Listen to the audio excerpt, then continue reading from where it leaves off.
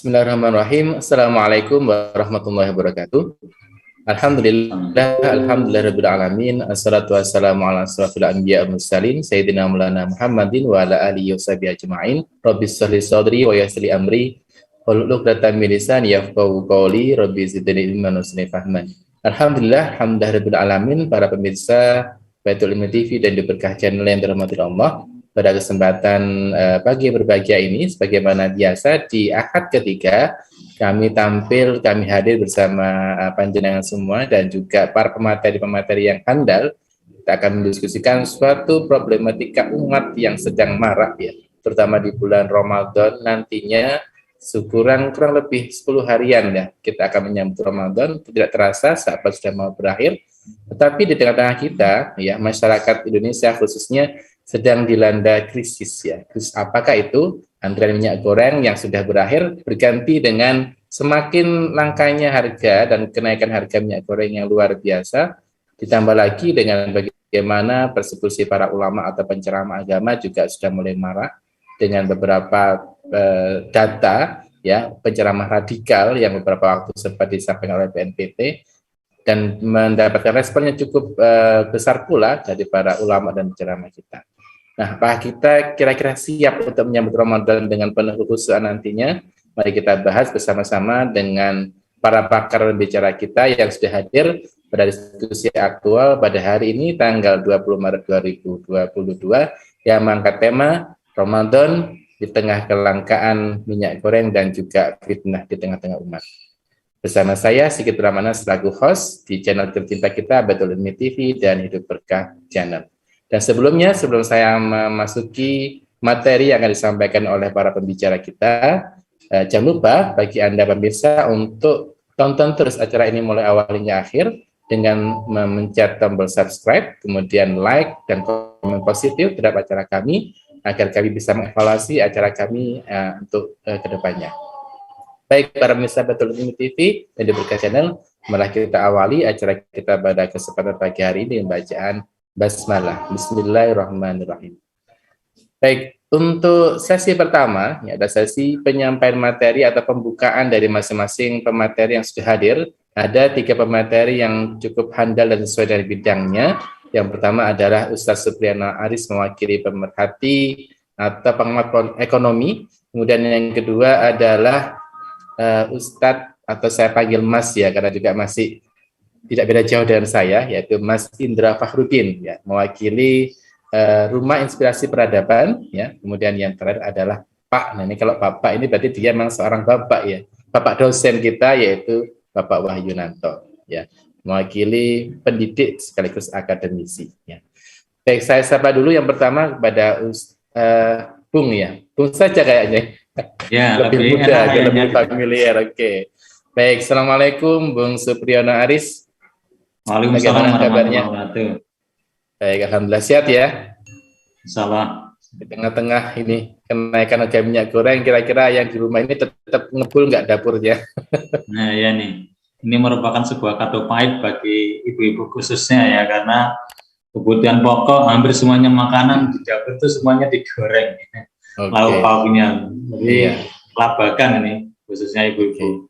Iya, betul ya. Hanya harus kita beralih pada mode kuliner yang lain gitu ya, tidak harus pakai gorengan gitu ya.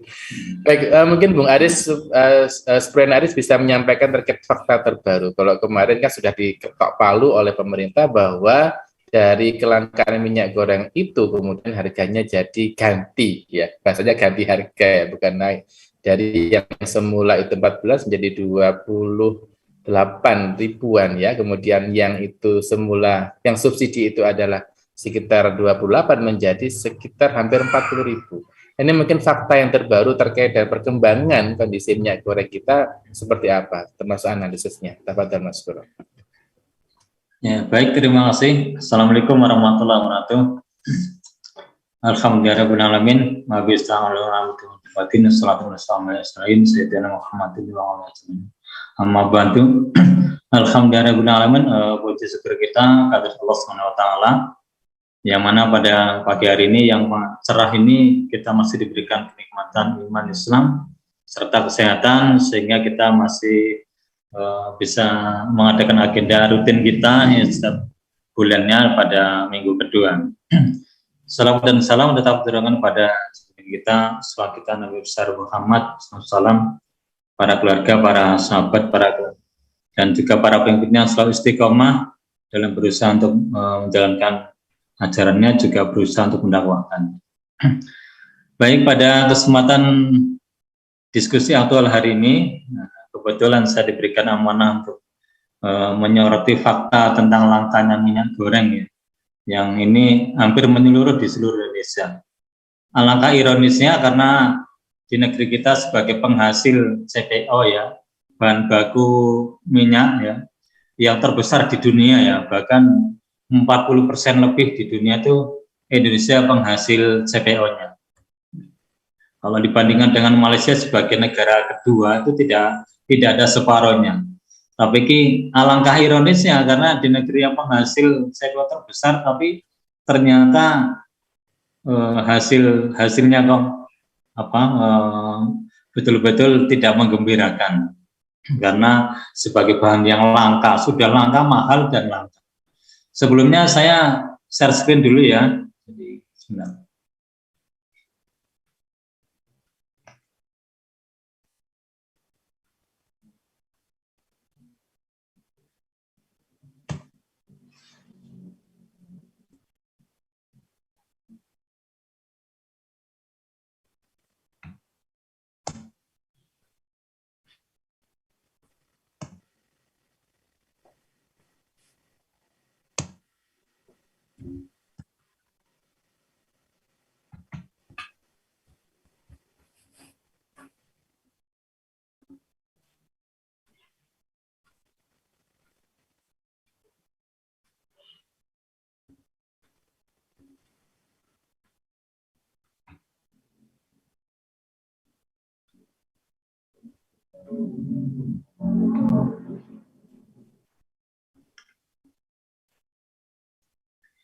Ya, sudah terlihat ya. Jadi ya, sudah Ustaz, monggo. Sebelumnya saya ada data nih. Kebetulan kenapa saya beri judul para kapitalis di balik industri minyak goreng? Karena pada faktanya di negeri kita itu para pemain entah itu perkebunan sawit maupun di industrinya itu adalah para kapitalis yang memang semuanya pemilik modal. Sehingga dengan posisi seperti itu para pengusaha ini bisa memainkan harga dan juga masalah distribusinya, yang mestinya pengelolaannya itu harusnya merupakan domain dari pemerintah, tapi karena di negeri kita tuh menganut memang kapitalisme ya, sehingga bebas ya, sehingga mereka bermain juga di masalah pendistribusiannya, tidak hanya di perkebunan, juga pengelolaan, juga industrinya, juga sampai ke masalah juga distribusinya. Nah, mestinya ini kan merupakan domain dari pemerintah. Sebenarnya kok agak macet sebentar ya. Nah, ya. Kalau kita melihat fakta di lapangan bahwa marut-marut di kelangkaan minyak goreng itu disebabkan memang sistem pengelolaan yang salah, di mana pengelolaan tersebut itu diserahkan swasta ya. Ya, ini para pengusaha yang notabene-nya adalah alay kapitalisme, sehingga mereka dengan seenaknya tuh menentukan dan bermain harga. Bahkan mereka juga melakukan praktek kotor ya, diantaranya melaksanakan praktek oligarki, kartel ya, sehingga mereka dengan begitu bermain di masalah peraturan juga masalah harga. Karena kita tahu sebagaimana kalau kartel kita itu adalah perjanjian dengan para pengusaha yang lain sehingga bisa menentukan harga. Nah, kalau kita mengutip halaman Pusat Informasi Pangan Strategis Nasional ya, pada Sabtu 8 Januari 2022, harga minyak goreng itu per kilonya dijual kisaran 19.000 sampai ke 24.000 ya. Bahkan di Gorontalo harga minyak goreng itu tembus hingga 26.350 per kilogram. Padahal sebelumnya tuh hanya sekitar 11.000 sampai 13.000. Sehingga ini menjadi sangat ironis sekali. Nah, Kalau kita melihat negeri kita, Indonesia sebagai produsen utama CPO ya, crude palm oil, yaitu bahan baku minyak goreng, kita bisa melihat Indonesia menghasilkan 44,5% ya, 44,5% dari produksi CPO di dunia. Nah, Malaysia yang sebagai negara kedua penghasil CPO itu hanya 18,7%. Dan yang lainnya tuh hanya 6%-an. Jauh. Thailand hanya 3%-an. Ini. Tapi alangkah ironisnya kalau di negeri kita tuh kok sangat langka, menjadi barang langka. Nah, kita melihat kepulauan Indonesia ya, Indonesia wilayahnya yang kepulauan itu tersebar ya, di luar Jawa khususnya penghasil sawit CPO ini yang itu yang terbanyak ada di Kalimantan Tengah ya, yang antara 3.500 sampai 8.000 lebih ton per tahunnya. Juga di daerah wilayah Sumatera ya, termasuk daerah Kepulauan Riau dan sebagian Sumatera Utara ini juga menghasilkan 3.500 sampai 8.500 ton per tahun. Nah ini Indonesia yang begitu melimpah. Tapi pada faktanya tidak seperti itu. Nah, selanjutnya Indonesia juga sebagai eksportir utama CPO ya. 50% ya, 50% lebih Indonesia diekspor ternyata CPO-nya. Nah, keluar. Ya, mengapa? Karena diekspor itu memang nilai jualnya lebih tinggi ya. Dan tidak usah ribet ngolah, sudah jadi uang misalnya. Gampangannya seperti itu. Jadi mungkin tidak mau ribet, karena kalau kita mungkin melihat teknologinya pengolahan dari sawit mentah itu menjadi CPO itu membutuhkan memang teknologi tinggi dan memerlukan biaya yang cukup banyak ya, karena pemanasan itu bisa mencapai 200 Fahrenheit. Istilahnya kalau Celsius bisa di atas 100 derajat Celcius ya. Nah, bahkan kalau menghasilkan, kalau ingin minyak goreng yang lebih bagus lagi, setahu saya dulu yang pernah ke daerah Bengkulu sama Medan itu pengolahan minyak sawit dari bahan baku yang digoreng yang beredar selama ini itu hanya langsung masuk ke mesin ya, ke mesin yang memang nanti keluar itu sudah katakanlah menjadi minyak goreng. Itu hanya memerlukan 200 derajat Fahrenheit. Tapi kalau ingin minyak goreng yang lebih bagus lagi mutunya, yang itu dalamnya ya, kalau kita tahu minyak sawit itu, kelapa sawit, dalamnya itu kan ada semacam kelapa yang kecil ya, kalau kayak kelapa biasa itu, cuma dia kan kecil. Dan itu kerasnya luar biasa, tempurungnya daripada kelapa biasa. Itu menghasilkan minyak yang sangat bagus kualitasnya. Tapi memerlukan teknologi yang tinggi, itu bisa mencapai di atas 500 Fahrenheit kalau untuk pemanasannya supaya bisa hancur, bisa diolah menjadi minyak. Nah, dan kalau kita lihat faktanya yang ada di lapangan itu bukan minyak goreng yang kualitasnya bagus, karena dari kelapa sawit masuk ke pabrik ya, keluar itu sudah menjadi minyak goreng, dan nanti ada residunya istilahnya kayak kalau kelapa biasa itu ada spot-spotnya tuh ada, dan itu yang KW2 minyak goreng yang KW2 yang dijual di pasar bebas. Kalau yang lebih bagus lagi jarang kita temukan di pasaran ya. Nah, itu membutuhkan teknologi tinggi yang untuk pemanasannya luar biasa tinggi. Mungkin nanti Pak Wahyu bisa lebih jelas lagi sebagai background teknologi pertanian yang butuh tenaga teknologi yang lebih tinggi. Nah, kita kembali ke sini bahwa Indonesia sebagai penghasil CPO terbesar di dunia ternyata memang lebih dari separuh itu diekspor. Tapi kalau kita melihat faktanya nanti cadangan ya, maksudnya kebutuhan minyak goreng di Indonesia. Nah, sebelumnya kita lihat siapa perusahaan-perusahaan yang bermain di perusahaan kebun sawit yang terluas. Ada sekitar 10 perusahaan ini. Dan 10 perusahaan yang dia menghasilkan luar biasa. Lahannya juga mencapai berapa? Luas sekali. Ya, ini ternyata penguasanya Sinarmas. Sinarmas itu 137.372 hektar. sampai ke yang terakhir adalah Bakri. Bakri dia punya lahan sawit 67.998 hektar. Ini 10 pemain terbesar di Indonesia dari perkebunan sawit. Nah, pangsa pasar produsen minyak goreng di Indonesia itu 5 grup perusahaan. 5 grup perusahaan. Ternyata grupnya Bakri tidak punya perusahaannya untuk pengolahannya. Ini berapa? Yang pertama adalah Wimar Group itu 18,2%. Dia menghasilkan berapa juta ton? 2.819 ton lebih. Jadi perusahaan di grupnya Wimar ini menguasai industri sawit di Indonesia yang pengolahannya ya. Kalau kebunnya yang terluas adalah Sinarmas Group. Tapi untuk pengolahannya adalah Wimar. Sampai yang ke-10 adalah PT Asia Agro Agung Jaya. Ya, ini Sukanto Tanoto.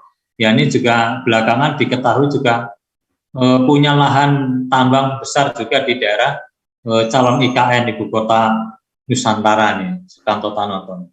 Ya, ini 10 pemain besar juga pangsa pasar yang menguasai pangsa pasar produksi minyak goreng di Indonesia. Ya, yang berlanjut. Nah, ini yang lebih ini lagi penting. Nah, distribusi penggunaan crude ya, CPO. Indonesia itu menghasilkan minyak goreng lebih dari 8 juta ton. 8 juta ton. Nah, sementara konsumsi minyak goreng itu hanya sekitar 2,7 juta ton. Nah, kalau kita melihat data ini kan sangat tidak masuk akal. Ternyata kok terjadi kelangkaan ya, terjadi kelangkaan di pasar. Butuhnya hanya 2,7 ton, 2,7 juta ton. Sementara Indonesia menghasilkan 8 juta ton. Kan tidak ada alasannya bagaimana kok terjadi kekurangan dan kelangkaan. Kalau tidak terjadi permainan kartel kan tidak mungkin. Dan penimbunan ya, siapa yang nimbun? Ya, ironis sekali kemarin beberapa waktu yang lalu Menteri Pertanian Perdagangan ya, kalau nggak salah Menteri Perdagangan yang menuduh rakyat itu menimbun minyak goreng. Nah, padahal kalau sebanyak-banyaknya misalnya ibu rumah tangga menimbun ya berapa sih kalau misalnya untuk kebutuhan setahun? Dan bisa dilihat apakah punya gudang ya, punya gudang. Nah, ini kok seorang menteri ya, seorang pejabat bisa menuduh ibu-ibu itu menimbun ya. Padahal kita tahu kalau bayangkan berapa satu truk itu hanya 4 ton ya, 4 ton itu kita sudah memerlukan area ruangan untuk menyimpan berapa. Nah, ini jumlahnya jutaan ton ya. Kok bisa dituduh ibu-ibu ya? Ini seorang pejabat kok bilang begitu. Nah, ini data fakta nih tahun 2021 yang awal kemarin. Ya, jadi tahun kemarin produksi Indonesia 8 juta ton. Kebutuhannya hanya 2,7 juta ton. Nah, ini kemana yang lain kalau nggak ditipu? Karena nggak permainan kartel ya. Nah ini data distribusi penggunaan CPO di Indonesia. Nah, yang selanjutnya, nah fakta nih ya, ini saya rangkum dari kesimpulannya bahwa berdasarkan data konsentrasi rasio ya yang dimulai oleh KPPU yaitu Komisi Pengawas Persaingan Usaha tahun 2019 itu terlihat sekitar 40% pangsa pasar minyak goreng dikuasai oleh 4 perusahaan yang juga memiliki usaha perkebunan, pengolahan CPO hingga beberapa produk turunan CPO seperti biodiesel, margarin dan minyak goreng. Nah, ini data tahun 2010 ya. KPPU itu sebagai lembaga ataupun Komisi Pengawas Persaingan Usaha itu ada sekitar 20 produsen minyak itu ternyata 18 itu semua melanggar artinya juga menyimbun, juga memainkan harga ya, dan 18 perusahaan yang menimbun. Nah, tapi bagaimana tindakannya? Hanya dianggap angin lalu saja. Ini PT Salim juga menimbun 1,1 juta kilogram minyak goreng. Termasuk juga distribusi minyak goreng 10 ton oleh PDI ya. PDI beberapa waktu yang lalu itu 10 ton minyak goreng. Nah, dapat dari mana? Sebuah partai juga, beberapa partai kemarin juga terlihat operasi pasar. Nah, mereka dapat dari mana? Kalau nggak menekan perusahaannya dengan mulia. Nah, kalau nggak menimbun dari mana? Nah, ini kalau kita kembali ke Provinsi Jawa Timur, Gubernur mengatakan bahwa surplus di Jawa Timur ini 4.000, kita surplus 4.000 ton minyak goreng. Kebutuhannya hanya 59.000 ton. Sedangkan produksi minyak goreng sekitar 63.000 ton. Ini Bu Hovifah kemarin ya, jadi bulan Februari kemarin, 26 Februari 2022. Nah, ini sejarah kartel ya, sudah diungkap juga sama oleh KPPU sebagai Komisi Pengawas Persaingan Usaha. Nah, ini sangat ironis sekali di Indonesia seperti itu. Nah, ini salinannya. Nah, ini salinan dari keputusan KPPU itu ada, bisa dicek ya, tahun 2010. Jadi perusahaan mana saja yang menimbun dan juga mempermainkan harga. Ya, selain ini. Nah, itu tadi salinannya. Ya, ini juga termasuk ini perusahaan-perusahaan yang memang ini menimbun dan mempermainkan harga. Jadi ternyata mereka juga mulai dari hilir sampai hulunya mereka sudah bermain perusahaan-perusahaan ini. Mulai dari perkebunannya, kebetulan tahun 2017 saya pernah survei ke Kalimantan Timur ya dan Kalimantan Selatan, itu lahan kritis bekasnya perkebunan sawit dan tambang. Nah, saya kebetulan tahu ya, yang direboisasi perkebunan sawit itu ternyata hanya beberapa kilo dari jalan besar. Dari jalan besar mungkin masuk sekitar 1 hingga 2 kilo terlihat diremajakan kembali ya, diremajakan kembali perkebunan sawit itu. Tapi ternyata yang belakangnya kayak jadi gurun, jadi nggak direboisasi kembali. Karena seorang pengusaha sudah menghitung, kalau seandainya masa produktif ya, usianya kebun tanaman sawit itu kan sekitar 30 sampai 40 tahun itu kalau perawatannya bagus.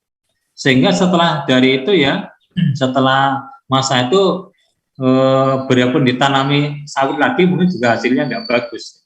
Sehingga kewajiban dari para pengusaha perusahaan-perusahaan pengolah kebun sawit ini mestinya mereka harus mereboisasi kembali.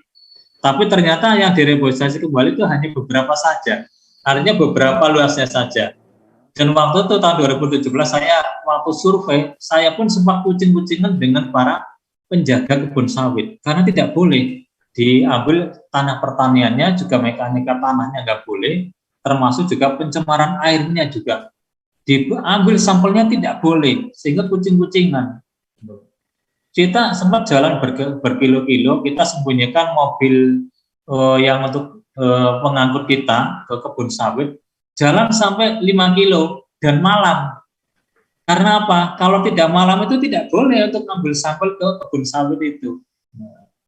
Nah, ini artinya apa? Bahwa mereka juga sudah tahu kalau sebenarnya bekasnya kebun sawit itu sudah tidak produktif lagi.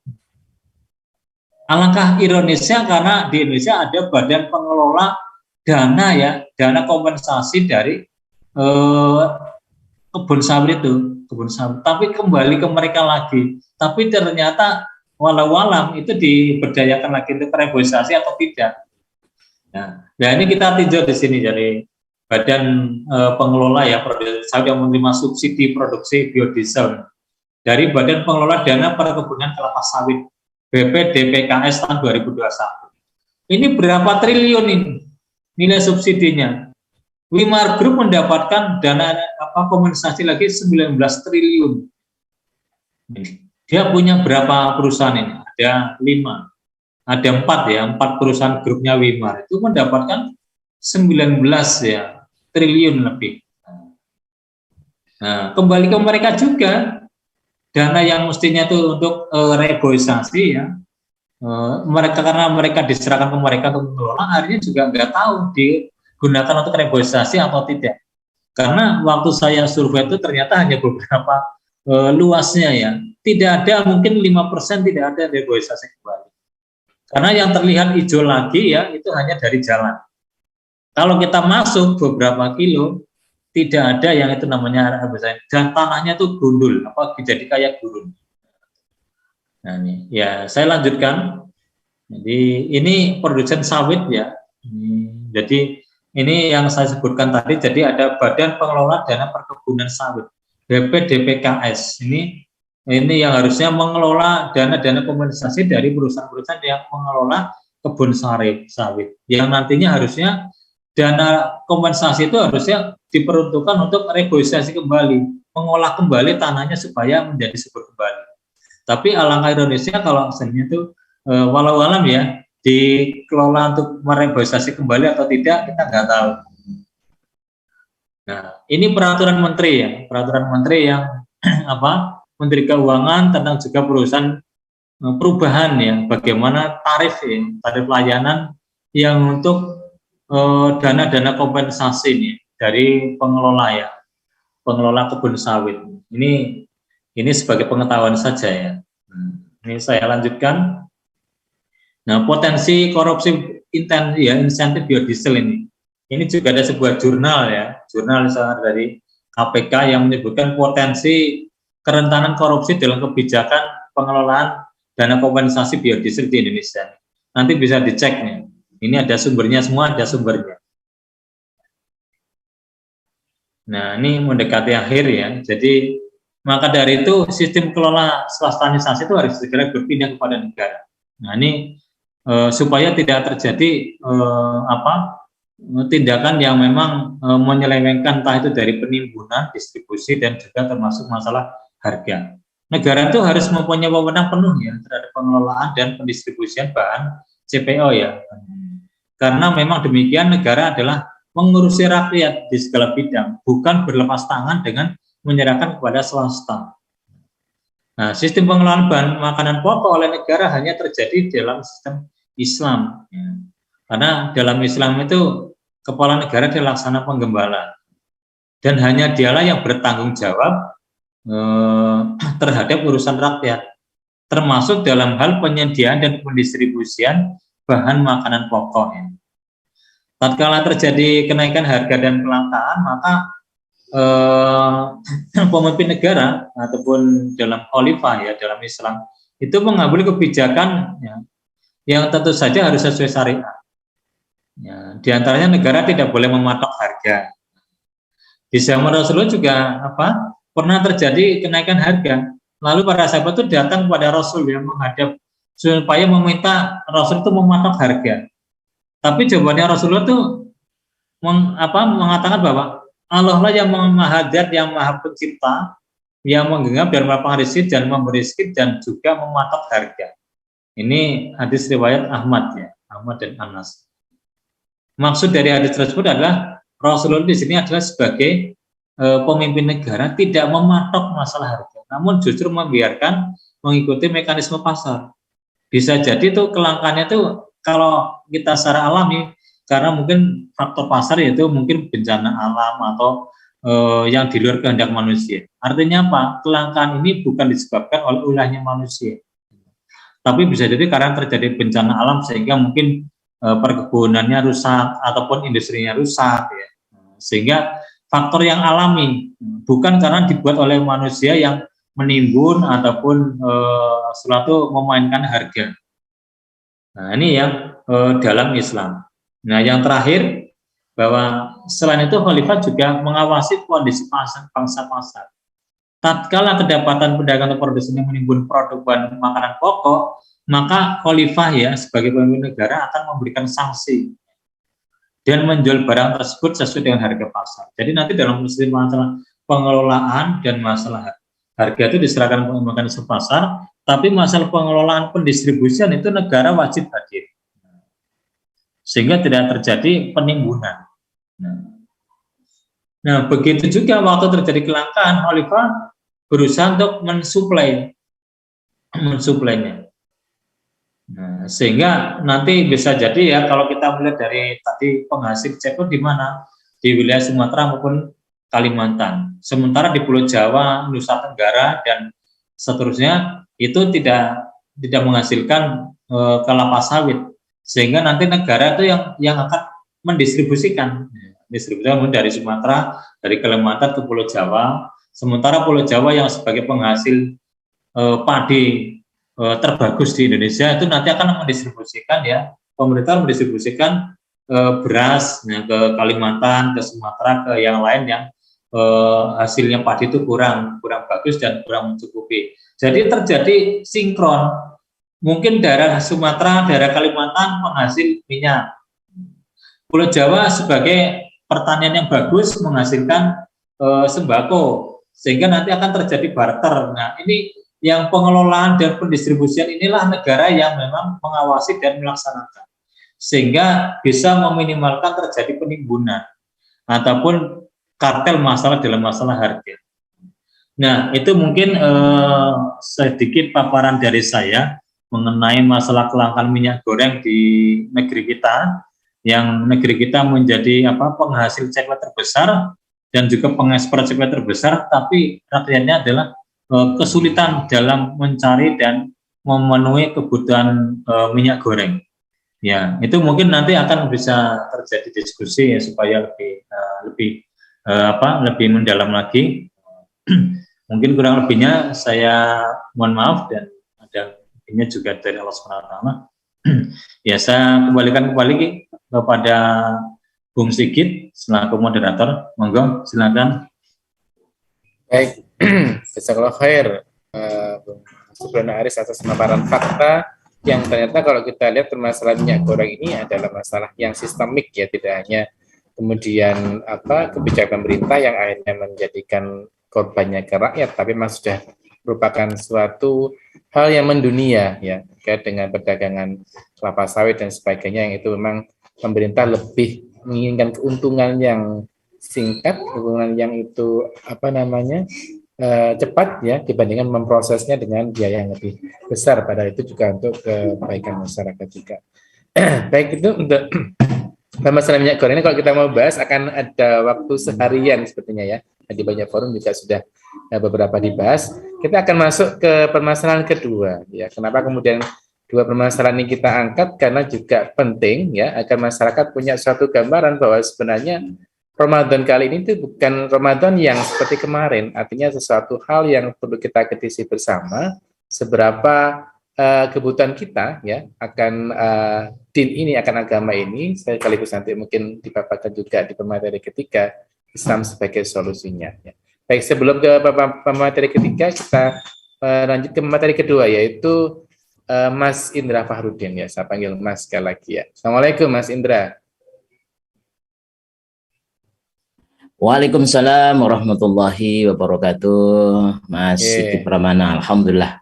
Baik, sehat nggih keluarga? Alhamdulillah, ya. Semangat pagi. Ya, meskipun beberapa waktu yang lalu sempat berduka karena ibu ini seto nggih. Semoga lebih kesabaran dan insyaallah husnul khotimah beliau. Baik, Mas Indra Fahrudin, terkait dengan opini atau yang diwacanakan oleh pemerintah yang dari BNPB. Ya, bagaimana ternyata para penceramah ya, tidak hanya para penceramah, bahkan termasuk label-label agama, mulai dari pengeras suara di masjid tentang bagaimana azan itu harus diminimalisir suaranya ketika Ramadan ya, kemudian setelah itu ada label halal yang kemudian Kemenak mengambil alih peran itu. Nah, kira-kira nanti Ramadan ini, asal saya fokus ke Ramadan saja biar kita materinya juga lebih fokus. Umat Islam siap enggak untuk melaksanakan puasa nantinya ini? Kalau kita lihat tentang kok kayak ini bersulit ya kita melaksanakan ibadah puasa Ramadan dengan beberapa wacana termasuk juga persekusi dan stigmatisasi ini. Monggo disampaikan fakta dan di masyarakat seperti apa. Baik, alhamdulillah, jazakallah khairan Mas Sigit Pramana, dan kepada pembicara yang lain Mas Supriyono, Bung Supriyono, atau Pak Wahyu. Hamidanillah wa musalliyan ala Rasulillah sallallahu alaihi wasallam ba'du. Iya, alhamdulillah. Pertama kita bersyukur ya, kita sekarang berada di pertengahan akhir ya, istilahnya, atau pertengahan 20 tanggal berapa sekarang? 18 ya, 18 Sya'ban ya. Sekarang ini insyaallah beberapa hari lagi kita akan masuki bulan suci Ramadan. Tentu bulan suci Ramadan adalah bulan yang dimuliakan oleh kaum muslimin, merupakan bulan yang sangat dinanti-nanti karena begitu banyak melimpah pahala dan ampunan dari Allah Subhanahu wa taala. Dan tentu kita sangat berharap di bulan suci Ramadan ini ada satu terbentuk kondisi yang sangat kondusif bagi umat Islam untuk bisa fokus melaksanakan, meningkatkan kapasitas ibadahnya dalam rangka untuk apa? Mencapai tingkat ketakwaan yang tinggi. Namun tadi sebagaimana sudah dipaparkan kembali dan kembali, Ramadan kita ini masih bisa dikatakan masih belum bisa sempurna secara behavior, secara lingkungan itu untuk bisa melaksanakan ini secara masif ataupun secara totalitas. Masih banyak menghadapi berbagai macam persoalan tadi, persoalan yang sangat kita rasakan. Selain tadi itu disampaikan yang menjadi buah bibir, yang menjadi viral adalah berkaitan dengan krisis pangan, khususnya adalah kelangkaan, dan yang terbaru adalah mahalnya minyak goreng. Ini masih persoalan minyak goreng, belum yang lainnya. Begitu juga dengan isu-isu yang melanda berkaitan dengan isu keislaman kita, yang berkaitan dengan apa yang tadi disampaikan, radikalisme. Sebenarnya ada 3 isu utama, kalau ada beberapa isu penting ya yang melatar atau yang menghiasi Ramadan kita kali ini, yaitu kemarin bagaimana isu toleransi atau isu bagaimana umat Islam ini masih dituduh dengan stigma negatif sebagai umat yang intolerans, sehingga sampai ya Kementerian Agama kemarin mengeluarkan surat edaran yang berkaitan pengaturan volume pengeras suara di masjid dan musola. Ini tentu banyak menggelitik bagi kita gitu. Persoalan ini sebenarnya ini bukan sebuah persoalan, namanya masjid musola itu kita sudah lama melaksanakan kehidupan keislaman kita, apalagi di bulan Ramadan ini butuh syiar-syiar yang luar biasa gitu. Dan kita juga tidak pernah ya mendengar satu protes dari non muslim ya, orang muslim berkaitan dengan volume suara gitu. Itu suatu hal yang saya kira sudah ada, tapi karena ada diksi negatif berkaitan atau narasi negatif berkaitan dengan masuknya gagasan intoleran atau dianggap kita itu kurang toleran, ya maka dibuatlah SE ini, surat edaran dari Kementerian Agama ini yang cukup kita juga membuat prihatin itu kemarin sampai ya terlepas apapun itu keceplosan dengan satu analogi gonggongan anjing. Nah, inilah yang menjadi satu persoalan kemarin ya saya kira gitu. Nah, itu juga menjadi satu catatan bagi kita gitu. Apakah ini nanti berpengaruh pada Ramadan? Saya kira kalau dilihat dari surat edaran ini kan secara hukum itu kan tidak memiliki kekuatan hukum, tidak ada punishment-nya ya. Dan bahkan kalau di lingkungan saya sendiri di Probolinggo ataupun lingkungan yang sangat istilahnya kalau Ramadan ini sangat luar biasa, mereka menyambutnya musola-musola ataupun saya kira juga di wilayah yang lain itu justru sangat masif. Ya, mereka sekarang ini musola-musola masjid lagi memperbaiki sound system mereka supaya sound system mereka itu justru lebih bagus lagi gitu. Dan saya kira tidak ada masalah, bahkan itu harus menjadi satu syiar. Dan ini seharusnya harus diakomodir ya, sebagai umat Islam yang terbesar itu tidak boleh diintimidasi gairah umat Islam yang luar biasa seperti ini. Hatta misalkan hanya di bulan Ramadan. Ya, siapa tahu di bulan Ramadan ini nanti menjadi satu titik tolak perubahan besar umat Islam misalkan. Nah, saya kira ini berkaitan dengan respon surat edaran kemarin ya. Saya hasil berinteraksi dengan berbagai macam tokoh itu ya banyak tidak begitu menggubrisnya lah gitu. Mereka justru sekarang ini sedang-sedangnya mempersiapkan bulan Ramadan. Hanya saja yang memang isu yang berkaitan dengan umat Islam yang itu nanti berpengaruh terkait dengan citra umat Islam itu adalah lebih kepada isu yang kedua, yaitu selain tadi adalah toleransi ya, yang itu hanya dituduhkan kembali lagi hanya kepada umat Islam. Yang kedua adalah yang tidak bisa yang harus difahami oleh umat ini adalah moderasi beragama. Ya, moderasi beragama. Jadi gaya bagaimana kita itu beragama itu disesuaikan dengan praktek-praktek atau pemikiran Barat gitu. Jadi moderasi beragama, sehingga kemarin juga melalui satu saluran yang sama, saya kira dari Kementerian Agama pula itu menggelontorkan atau menggelar proyek moderasi beragama khususnya di lembaga-lembaga pendidikan mulai dari dasar sampai ke perguruan tinggi gitu. Apalagi juga yang mereka itu berada di bawahan Kementerian Agama. Jadi proyek moderasi beragama ini adalah proyek yang sangat berbahaya khususnya bagi akidah umat Islam. Karena apa? Karena bagaimana pola keberagamaan kita, keislaman kita itu menyesuaikan dengan pola pikir Barat, yakni tiada lain adalah sekularisme. Sekali lagi ini bagaimana moderasi beragama itu ingin menghilangkan sebenarnya formalisasi keislaman di dalam diri kita, sehingga Islam itu hanya nampak dalam hal spiritual begitu. Nah, yang tidak kalah pentingnya yang harus kita hadapin sekarang ini dan nanti pada saat bulan Ramadan ya, itu adalah kembali di menjelang bulan Ramadan ini kembali diangkat isu radikalisme. Ya, sampai tadi Bung Sigit mengatakan radikal ini kita seakan-akan menjadi satu hal yang agak bosan sebenarnya membahas ini gitu. Nah, saya kira ini memang serius ya. Jadi isu tentang toleransi, isu terkait dengan moderasi beragama, isu tentang radikalisme yang nanti dikaitkan dengan terorisme.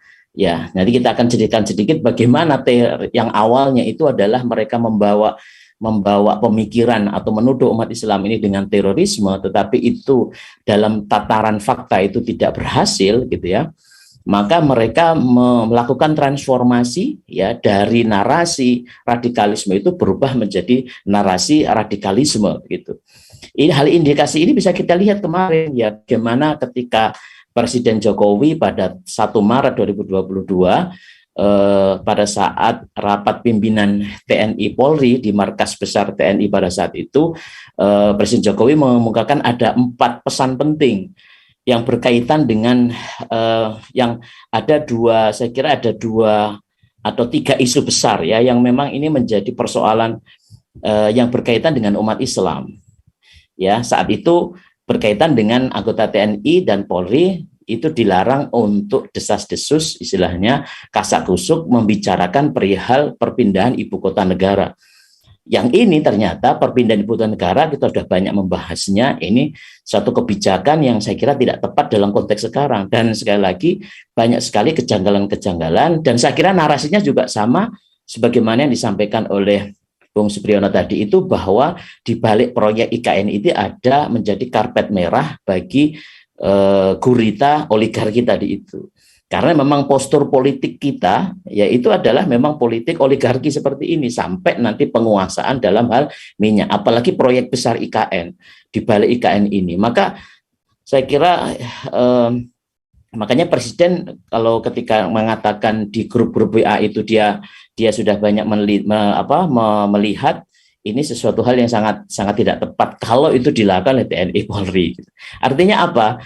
Message yang diberikan oleh reaksi dari masyarakat ya, yang sangat masif khususnya dari kaum muslimin ya, ketika mereka mengkritisi IKN ini bahwa di balik ini ada motif ideologi, motif kapitalisme di sana, semakin mengakarkan oligarki ini betul-betul menohok istana, sehingga Presiden Jokowi harus mengatakan statement itu di hadapan saat rapat pimpinan TNI Polri. Itu poin pertama pesannya. Kedua adalah adanya demokratisasi. Artinya apa? Aparat TNI Polri tidak usah ikut demokrasi. Demokrasi ala TNI itu tidak berlaku dalam dalam wacana yang disampaikan oleh Presiden Jokowi. TNI Polri itu hanya sekedar, pokoknya seakan-akan bahasa saya itu hanya menjadi robot-robot saja. Harus mendukung penuh segala program dari pemerintah tanpa melihat itu dibalik itu bahaya atau tidak. Padahal kalau kita lihat dari insting keamanan, pertahanan keamanan, misalkan proses politik itu sangat rentan terkait dengan konflik. Ya, makanya seharusnya justru TNI Polri tidak boleh tinggal diam.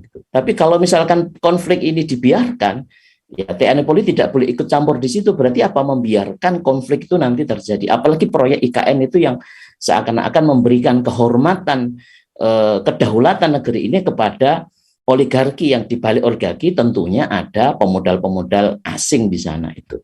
Nah, ini yang harus kita kritisi. Yang ketiga adalah yang ini yang paling viral adalah berhati-hati untuk mengundang penceramah yang radikal. Jadi ini juga saya bisa memahamin ya, ketika Presiden Jokowi ini mengatakan kenapa ini dimunculkan. Saya agak tarik sedikit, ini analisa saya pribadi, berkaitan dengan beberapa alur terkait dengan wayang ya, kasus wayang gitu. Saya mencermati memang saya juga banyak berinteraksi dengan teman-teman yang ya alhamdulillah ya, baik itu dari teman-teman TNI atau Polri yang mereka itu sudah memiliki gairah untuk belajar Islam. Kalau bahasa anak mudanya itu hijrah gitu. Di tengah krisis moralitas itu banyak di antara saudara-saudara kita yang Muslim yang itu TNI Polri yang muda-muda itu memiliki gairah untuk belajar Islam. Maka mereka juga banyak mengakses media-media ataupun sekarang kan mudah banyak para ustadz-ustadz yang itu sangat mudah untuk mereka undang untuk mengisi kekosongan spiritual mereka. Nah, disinilah kita lihat, saya melihat sebenarnya bukan hanya sekedar nanti labelisasi berkaitan dengan penceramah yang radikal, tetapi adalah adanya semacam Islamofobia, ketakutan berkaitan dengan proses Islamisasi khususnya di jajaran TNI Polri begitu. Ini kewaspadaan mereka karena berbahaya ini. Karena kalau kita lihat memang ada satu perubahan ya signifikan pasca 2 tahun kepemimpinan Presiden Jokowi ini kan mampu merubah jajaran TNI Polri. Kita kenal lah sebelumnya itu kita sudah sangat sering berinteraksi dengan para jajaran elit politik ataupun juga TNI Polri itu sangat welcome berkaitan dengan gagasan syariah, bahkan gagasan khilafah pun itu sebenarnya ketika itu menjadi sebuah gagasan intelektual itu sangat kita tawarkan, itu sangat enjoy, sangat renyah untuk didiskusikan. Tapi ketika ruang-ruang diskusi itu ditutup dengan perubahan, memang melalui perubahan struktur pola kepemimpinan khususnya di TNI Polri ini yang seakan-akan jadi satu komando dari Presiden Jokowi ini menjadi auranya itu sudah berbeda. Jadi betul-betul ingin menyisihkan mungkin juga kelompok-kelompok atau orang-orang personal yang memiliki keislaman yang cukup bagus atau gairah keislamannya bagus gitu. Sehingga ini dianggap ketika ada gairah keislaman bagus khususnya di TNI Polri ya itu ingin dihilangkan. Jadi ada semacam membersihkan upaya deislamisasi di dua jajaran ini. Sehingga mereka itu sudah kayak semacam robot tinggal mendukung segala kebijakan-kebijakan yang ada digelontorkan oleh pemerintah itu. Kalau yang keempat persoalan teknologi saya kira itu ya memang sudah menjadi kelaziman untuk meningkatkan kemampuan teknologi terutama ada alutsista terutama di bagian TNI lah gitu. Nah, baru berikutnya kan muncul apa Mas? Muncul 5 indikator untuk penceramah radikal oleh BNPT, baru disambut itu.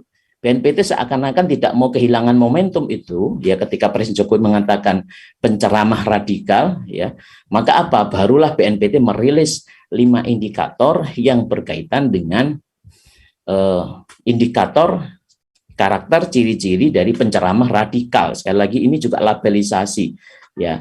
Dan kalau kita bagi ya isunya sama, isunya adalah yang pertama adalah mereka yang mengajarkan anti Pancasila, ideologi khilafah transnasional. Jadi poinnya adalah yang mereka mengatakan khilafah begitu. Dan ini senantiasa pasti dilawan katakan atau mungkin dibenturkan dengan anti pada Pancasila begitu. Ini bisa suatu ruang diskusi sendiri saya kira. Yang kedua mengajarkan paham takfiri, mengkafirkan pihak lain berbeda agama maupun yang sesama atau berbeda agama. Ini juga kemarin di Majelis Ulama Indonesia itu juga mengkritisi ini juga sangat ambigu gitu ya, sangat bias ya. Karena dalam pandangan agamanya masing-masing pasti mengatakan orang yang tidak seagama dengan dia itu ya pasti kafir, dan itu saya kira tidak hal yang biasa kok gitu. Itu saya kira ajaran agama yang bukan berarti ketika kita mengatakan misalkan orang di luar Islam itu kafir, terus itu akan menghasilkan satu pola kehidupan yang nanti itu merusak tatanan sosial. Saya kira juga tidak. Gitu. Umat Islam itu umat yang sangat luar biasa ketika dia mampu berdampingan dengan non-Muslim. Gitu. Yang ketiga adalah berkaitan anti dengan pemerintah. Gitu. Nah ini yang menjadi poinnya. Kenapa isu radikalisme itu dimunculkan? Itu ada dua poin besar sebenarnya. Yang pertama adalah memang isu global.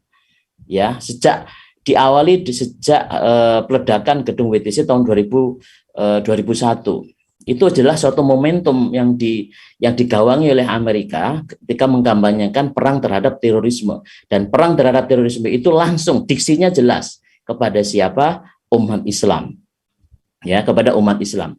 Dilihat dari mana? Dari korbannya adalah umat Islam, ya, tanpa ada satu cek dan recheck itu sudah membawa dua negara besar, apakah itu Irak dan Afghanistan, itu sudah hancur lebur gitu. Ya, yang kedua adalah isu global bahwa kecenderungan keislaman semakin tinggi dan isu khilafah ini semakin menguat. Makanya itu membahayakan kapitalisme dunia, notabene adalah Amerika. Yang kedua, yang terakhir adalah level domestik. Sama di Indonesia, ketika isu syariah termasuk juga khilafah itu mulai masif didengungkan mulai tahun 2000-an begitu ya.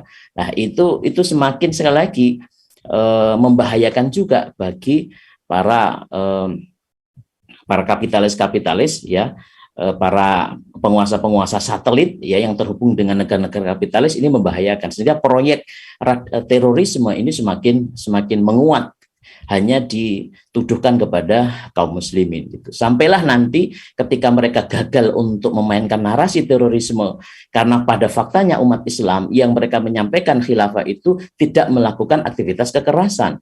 Makanya barulah mereka menuduh, menghukumi bukan dengan tindakan fisik, tapi adalah tindakan pemikiran atau tindakan pemikiran mereka. Jadi mereka sudah mulai dari menghukumi pemikiran, menghukumi ide itu, terutama adalah ide yang berbasis pada ideologi Islam, dianggap mereka itu adalah orang yang radikal. Saya kira demikian poin besar yang bisa saya sampaikan, nanti bisa kita bergulir di sesi dialog nantinya. Demikian, monggo Mas Sigit Pramana. Baik, jazakallahu khair. Mas Indra Fahrudin atas penyampaian materinya yang memang ini akan berkaitan langsung ya dengan aktivitas kita ketika Ramadan ya. Kalau misalkan tadi betul-betul jadi ya, para penceramah yang dicapati tadi dilarang untuk ceramah, maka nanti siapa yang akan ceramah, kan begitu ya. Ada penyempitan, nanti ada penyempitan, ada kontrolan gitu.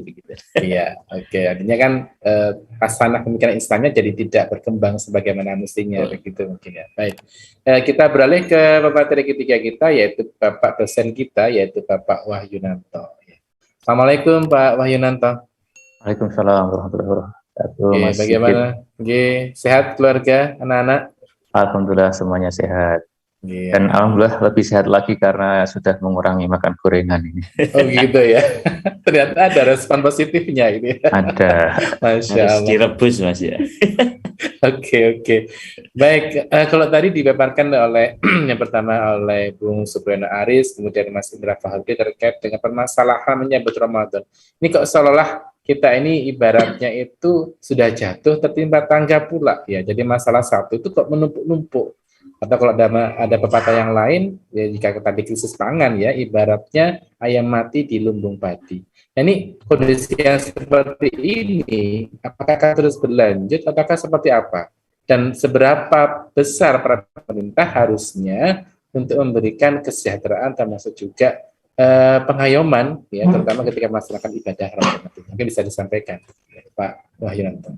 Baik, terima kasih Mas Sigit atas waktunya. Jadi pertama harus saya perkenalkan diri dulu bahwa saya bukanlah ahli tata negara sebenarnya ya.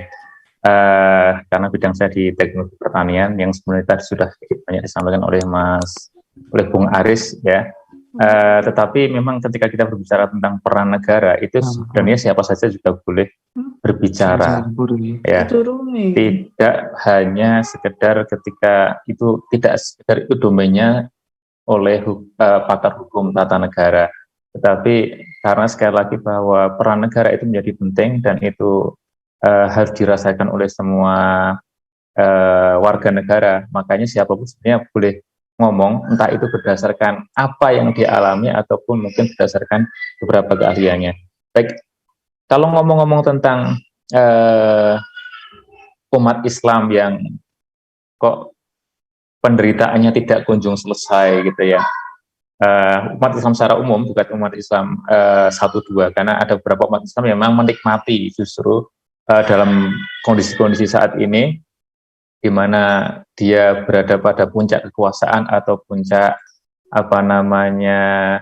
kesuksesan duniawi, mungkin mereka mengatakan ya nggak ada masalah kok, selama ini sudah oke-oke saja, baik-baik saja gitu ya. Tetapi ketika kita bicara masyarakat Islam, umat Islam secara umum, memang bisa kita katakan bahwa ini seperti penderitaan yang tidak bertepian gitu ya. Nah, dengan penderitaan yang tidak bertepian ini justru ada satu hal yang menurut saya unik ya. Uniknya itu apa? Uniknya itu jadi masyarakat Islam itu kayak ya sudahlah, udah terbiasa menderita dari lahir sampai sekarang menderita, ya sudah gitu. Kadang-kadang jadinya apatis, jadinya pragmatis. Nah, itu yang sebenarnya berbahaya ya. Bahwa dia itu paham bahwa dia menderita itu ya harus ya. Terus kemudian dia harus paham bahwa dia itu harus bangkit dari penderitaan, itu juga harus. Nah, ketika dia tidak merasa bahwa dia perlu bangkit dari penderitaan dan merasa dalam tanda petik qanaah, tetapi itu merupakan qanaah yang salah, atau dalam bahasa modernnya adalah negatif positivism. Jadi seolah-olah positivism, seolah-olah positif bahwa kita qanaah, tetapi itu qanaah dalam konteks yang salah sebenarnya. Karena ketika dia masih mampu untuk berjuang, ketika ada hal yang harus dia perjuangkan tetapi dia diam saja, itu namanya bukan qanaah, itu namanya itu putus asa. Jadi istilah lain itu bukan positivism tapi negatif positivism. Sesuatu yang sebenarnya negatif tetapi seolah-olah itu positif. Baik, kalau kita berkaca apa sih sebenarnya peran negara, ya secara umum ketika kita bicara peran negara itu ada 4, di mana saja kira-kira sama seperti itu ya, entah di Indonesia, entah di Malaysia, entah di Inggris, Amerika, kira-kira ya 4 itu ya. Yang untuk kondisi di Indonesia ini sebenarnya juga sudah tertuang di Undang-Undang Dasar 45 ya. Jadi intinya ada 4 itu apa? Yang pertama ini adalah bagaimana negara itu menjamin ya, melaksanakan ketertiban dan keamanan. Itu yang pertama. Tertib dan aman. Baik aman secara jiwanya, aman secara hartanya, aman secara kehormatannya, dan aman-aman yang lain ya. Ketika hartanya itu tidak merasa aman, terjadi pencurian, perampokan, terus kemudian penipuan. Akhir-akhir kemarin tuh fenomena crazy rich itu yang ternyata banyak melakukan money gaming gitu ya. Itu termasuk salah satu yang menjadikan masyarakat ini tidak aman juga. Nah, kemudian aman secara jiwa juga demikian ya, entah itu pembunuhan dan banyak hal lagi yang lain, pemukulan dan seterusnya. Ini juga masyarakat itu juga negara harus berperan di situ. Ya, jangan kemudian dibiarkan masyarakat begitu saja. Kalau dibiarkan begitu saja, terus apa peran negara? Nggak ada negara juga nggak apa-apa kalau kayak gitu ya. Kemudian aman secara kehormatannya juga demikian, tidak ada pelecehan, tidak ada bullying dan sebagainya. Nah, kemudian juga berbicara tentang fungsi yang kedua adalah bagaimana negara itu menjaga atau menjamin kesejahteraan dan kemakmuran. Kemudian yang ketiga adalah bagaimana fungsi negara dalam pertahanan dan keamanan. Kalau pertahanan dan keamanan ini hubungannya nanti dengan bagaimana mempertahankan diri negara itu dari gangguan-gangguan atau serangan-serangan dari luar. Nah, yang keempat adalah penegakan keadilan. Nah, tadi ada yang sedikit saya lewati karena memang saya ingin sedikit membahas agak banyak, yaitu fungsi negara dalam hal mensejahterakan masyarakat, menjamin kemakmuran masyarakat. Walaupun sebenarnya kalau misalkan 4 ini kita bahas itu memang ya nggak akan selesai, karena itu sudah merupakan, bisa jadi itu kuliah dari awal semester sampai, bukan akhir semester, tapi sampai tingkat akhir gitu ya. Karena kita berbicara bukan sekedar definisinya, tetapi bagaimana kemudian istilahnya aplikasi, implementasinya itu seperti apa di masyarakat. Nah, ketika kita berbicara tentang kemakmuran dan kesejahteraan, yang ini juga sebenarnya merupakan tugas dari negara, kita harus mendefinisikan dulu apa itu kesejahteraan atau kemakmuran, di mana dalam bahasa Inggris itu sering dikatakan sebagai well-being atau kesejahteraan dan kemakmuran, well-being. Nah, ini definisinya agak panjang, agak rumit, tetapi banyak definisi. Ya, tetapi ketika kita berkaca kepada Islam, apa sih kesejahteraan dan kemakmuran, itu sebenarnya bisa dijabarkan bahwa ketika masyarakat atau umat atau orang itu dia memperoleh apa yang menjadi kebutuhannya, satu, dan kemudian terpenuhi nalurinya juga. Nah, kalau kita lihat lebih jauh tentang Islam itu sendiri dan di diri kita, ya, itu sebenarnya ada dua hal ya yang itu ada pada diri kita sebagai manusia, yang sebenarnya itu juga ada pada animal juga, yaitu yang pertama adalah hajatul udhawiyah atau kebutuhan pokok, yang kedua adalah ghorois atau naluri. Nah, ketika kita, apa sih dua itu, nanti akan kita sedikit banyak bahas, bahwa ketika kita berbicara tentang kesejahteraan, berarti dua hal tersebut harus terpenuhi dong, gitu loh ya. Yang pertama tentang kebutuhan pokok, yang kedua tentang naluri. Apa itu kebutuhan pokok atau hajatul udhawiyah kalau di dalam bahasa Arab ya? Kita sedikit-sedikit ngerti bahasa Arab lah ya, karena juga alhamdulillah masih ngaji juga. Jadi walaupun di kampus belajarnya sesuatu yang sains gitu ya, tetapi kan kita juga perlu mengkaji bahwa bagaimana sih Islam itu diterapkan, dan kita juga harus punya idealisme dong ketika Islam itu diterapkan seperti apa kira-kira, bakal seperti apa kira-kira sains atau teknologi suatu negara itu. Nanti kapan-kapan lah kalau kalau dikasih forum sama Mas Sigit ini, kita akan bahas bagaimana ketika Islam itu diterapkan akan seperti apa teknologi, implementasi sains dan sebagainya berkembang di sebuah negara. Karena kita merasakan sendiri bahwa di kampus ini di kampus dan di negara secara umum kita kan banyak sekali ilmuwan, tetapi kenapa sih kok nggak sejahtera gitu ya, kok nggak teknologi juga begini-begini saja. Nah, itu kita bahas di waktu yang lain. Nah, sekarang kita bahas di yang tadi, hajatul udhawiyah atau kebutuhan pokok. Nah, kebutuhan pokok itu apa ya? Kebutuhan pokok itu kebutuhan yang memang harus dipenuhi, ketika tidak, maka manusia itu akan mati atau mendekati kematian atau kebinasaan. Nah, kira-kira seperti itu. Nah, kalau kita berbicara kebutuhan pokok, berarti di situ ada pangan, ya, kemudian ada papan, kemudian di situ ada sandang juga, dan itu bisa dirinci lagi, ya. Dimana ketika kita berbicara, maklum di rumah jadi terlewat. Jadi ketika kita berbicara tentang bagaimana peran negara di dalam kesejahteraan, dalam hal ini adalah pemenuhan kebutuhan pokok, nah berarti bagaimana negara ini bisa menjamin pangan, ya, di mana pangannya ini, ya, pangan harus dipenuhi oleh harus terpenuhi di rakyatnya. Siapa yang memenuhi nanti akan kita bahas sedikit banyak. Kemudian papan pun juga demikian. Kemudian sandang pun juga demikian, dan beberapa hal lagi yang lain. Di mana kemudian mungkin akan ada yang bertanya, kriteria terpenuhi itu seperti apa sih? Apakah ketika penghasilannya misalkan minimal 3 juta sebulan per rumah tangga atau 5 juta sebulan atau berapa? Nah, ini sebenarnya tidak ada kriteria secara khusus dari segi nilai nominalnya, ya. Ini harus ditetapkan sesuai realitasnya.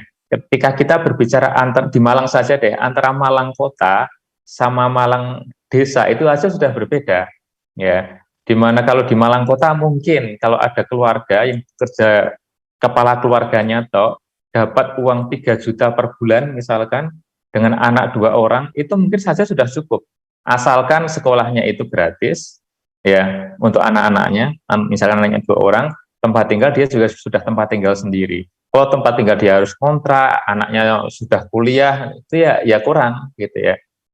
Nah, kalau di Malang kota mungkin akan lebih tinggi lagi. Ya, belum kalau kita berbicara di Jakarta, belum kalau kita bicara di Malaysia, di Kuala Lumpur, atau di Singapura, atau di mana. Jadi ya enggak, karena kita berbicaranya adalah umat secara umum, baik itu di Indonesia maupun enggak di Indonesia ya. Di Indonesia saja tadi sudah terjadi perbedaan. Nah, ini harus terjamin kebutuhan-kebutuhan pokoknya. Perumahan pun juga demikian, di mana tidak harus mampu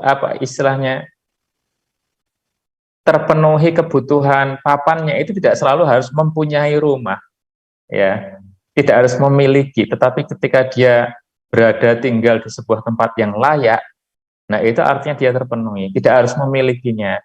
Nah, ketika kemudian kita beralih tadi kan berbicara tentang kebutuhan, kemudian kita berbicara tentang gorois atau naluri, di mana di situ manusia itu mempunyai 3 naluri, di mana ada tadayun atau naluri mengesahkan atau memahami bahwa ada kekuatan di luar dirinya yang mempengaruhi dunia seisinya dan kita, itu tadayun. Kemudian ada goriyah bakok, di situ ada naluri untuk mempertahankan diri atau pengen mendapatkan keamanan juga, seperti sebenarnya salah satu peran negara di yang pertama tadi. Dan yang ketiga adalah goriyatun nau, di mana ini naluri yang berhubungan dengan keberlangsungan hidup. Negara pun juga harus menjamin ini, gitu ya. Ketika kita berbicara kesejahteraan, kalau hanya goriyatul istilahnya kebutuhan pokoknya saja terpenuhi, tetapi yang nalurinya ini tidak terpenuhi, ya nggak sejahtera juga, gitu loh, nggak sejahtera juga. Makanya di sini saya sering merasa aneh, karena kalau ini Anda pemirsa di sini melihat indeks kebahagiaan atau happiness index di dunia, itu yang sering mendapatkan nilai tinggi happiness index itu seperti negara-negara di Skandinavia. Ya, negara Skandinavia itu Eropa Utara ya, kayak misalkan Denmark, Norwegia gitu ya. Kemudian di Inggris, kemudian di beberapa negara Eropa Barat, kemudian ke Singapura, ke New Zealand gitu ya. Kemudian negara-negara kayak Indonesia itu di tengah agak ke bawah. Ya. Kemudian negara yang paling rendah indeks kebahagiaannya itu Afrika Tengah. Nah, ternyata bagaimana indeks kebahagiaan itu sebagian besar itu dinilai dari berapa banyak sih pendapatan yang dia peroleh per tahunnya, bisa dinilainya per tahunnya, dan kemudian berapa banyak hal-hal yang dia inginkan itu terpenuhi. Inginkan itu seringnya sesuatu yang bersifat material.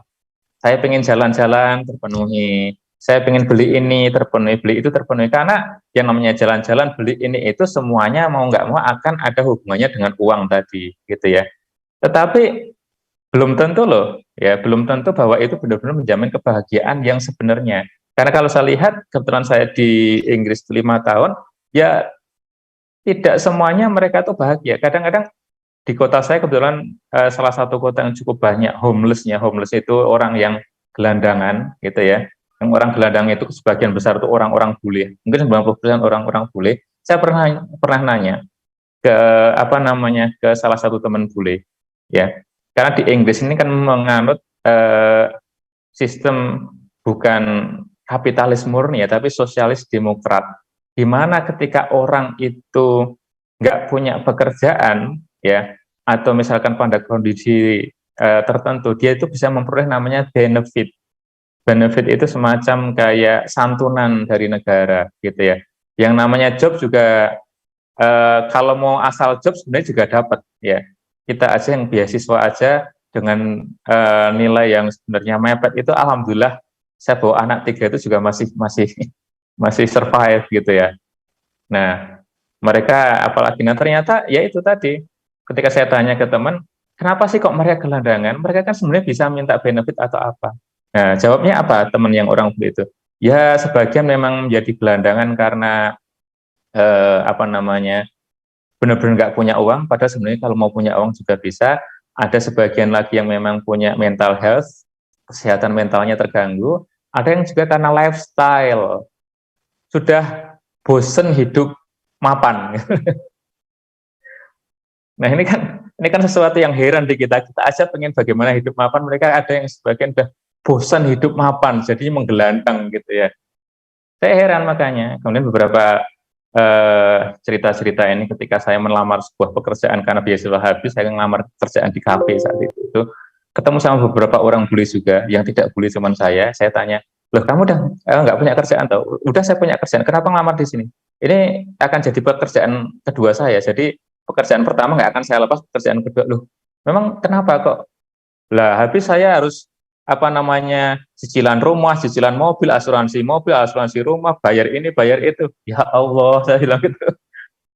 Ya kalau dengan gaya hidup kayak gitu ya, ya wajar ya, uang segitu nggak cukup.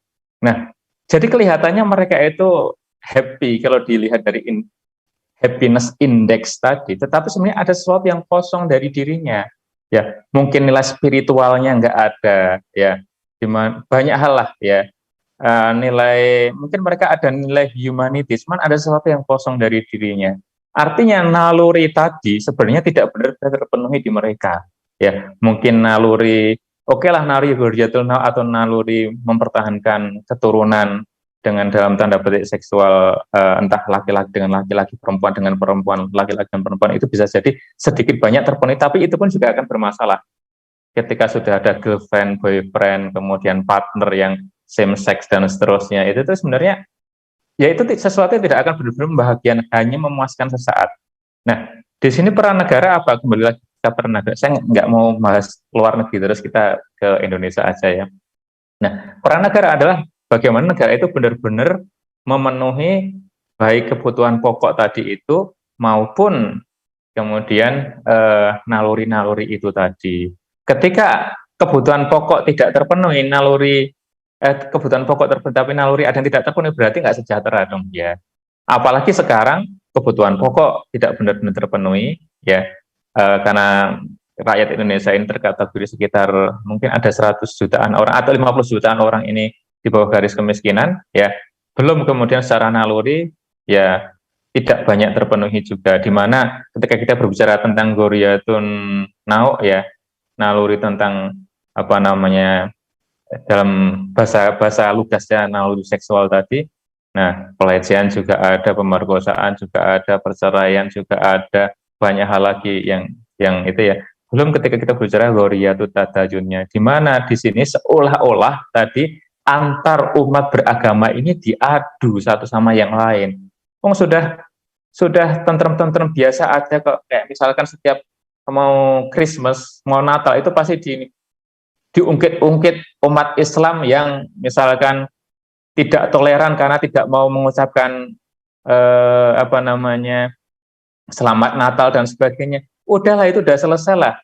Ya, umat Islam nggak mau mengucapkan selamat Natal, ya biarinlah. Mau kita juga, umat Kristiani sendiri insya Allah juga tidak terlalu berharap bahwa kita mengucapkan selamat Natal, sebagaimana kita juga tidak berharap dari umat Kristiani yang mengucapkan selamat Idul Fitri ke kita. Coba Mas Sigit, pengen nggak diucapkan selamat Idul Fitri sama teman yang non-Islam? Kan nggak juga kan? Kalau nggak diucapkan juga biasa aja kan? Sama, mereka juga sama aja kok. Gitu. Pengalaman saya kayak gitu sama aja. Nah, inilah di mana di sini kita lihat bahwa negara dalam konteks kemudian di Indonesia ini bukan kemudian bagaimana menjalankan fungsinya untuk menjamin kesejahteraan dan kemakmuran, tetapi kok malah garai hurek gitu ya. Ya, sudahlah, kebutuhan pokok itu belum terdistribusikan dengan merata. Rakyat sebenarnya pengen minimal kalau kebutuhan pokoknya nggak mau menjamin dari segi naluri yang 3 tadi itu dibikin terpenuhi meskipun oleh rakyat sendirilah, tapi ini malah bikin buruk lagi gitu ya. Nah, itu bagaimana seharusnya? Nah, ketika bagaimana seharusnya, ini kan berbicara tentang metode implementasi untuk menjamin tadi keempat fungsi negara tadi. Nah, ada banyak metode tentu, tetapi ketika karena nggak mungkin diskusi panjang lebar di sini, pada intinya saya akan bicara bahwa ya sebagai umat Islam, ya insya Allah, dan saya yakin bahwa Islamlah yang secara implementatif itu insya Allah bisa menjamin hal ini, mensejahterakan dan memakmurkan, artinya terpenuhi kebutuhan pokoknya dan juga sesuatu yang sisinya naluriah tadi. Nah, kalau mau didetailkan bagaimana sih Islam menjamin ini kira-kira 1 jam selesai enggak? Itu karena sekali lagi kalau kita lihat dari beberapa sirah-sirah Rasul, sahabat, bagaimana kemudian negara ini menjamin kemakmuran, kesejahteraan dari apa yang saya sampaikan tadi, itu terbukti sekali, jelas sekali bagaimana menjaminnya ya. Karena sekali lagi di Indonesia ini sepertinya memang dari segi pemerintahnya, dari segi negaranya sendiri memang bukan berdasarkan agama, dalam hal ini Islam. Kemudian pemerintahnya juga tidak paham tentang Islam sendiri, dan sepertinya tidak benar-benar paham, jangankan paham Islam, paham tentang fungsi negara dan mengimplementasikannya, ya sudah, gitu ya. Seandainya pun mereka tidak paham Islam, tetapi ketika mereka itu paham tentang fungsi negara dan mereka mengimplementasikannya itu dengan baik, insya Allah sedikit banyak akan nggak kayak gini lah, akan lebih sejahtera lah. Karena faktanya apa? Faktanya kita sumber daya alam banyak, ya. Minyak aja banyak loh, itu loh, kita loh, banyak banget. Tetapi kenapa masih impor, gitu ya? Tahu nggak impor minyak terbesar kita dari mana? Dari Singapura. Coba, Singapura minyaknya dari mana, coba? Gitu loh.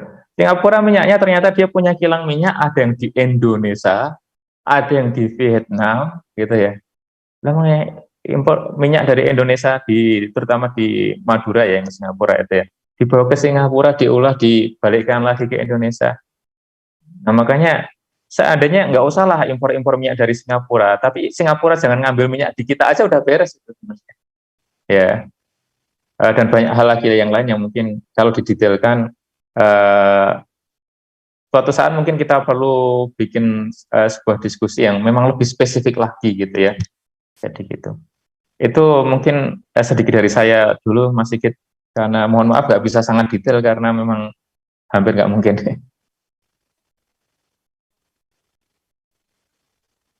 Jazakallah khair ya Pak Wahyunanto atas penyampaian fakta dan materinya terkait dengan pentingnya peran negara untuk mensejahterakan, dan faktanya memang Indonesia ini khususnya berbalik 180 derajat, mungkin ada yang diharapkan yang harus kita mensejahterakan, memberikan keamanan, termasuk juga memberikan pelayanan terbaik, ternyata kok malah membebani rakyat, kan begitu ya. Ini yang kemudian nanti kalau tadi disampaikan perlu pembahasannya lebih detail, lebih fokus, ya memang insya Allah kita akan undang lagi ya bersama dengan pembicara-pembicara kita ini.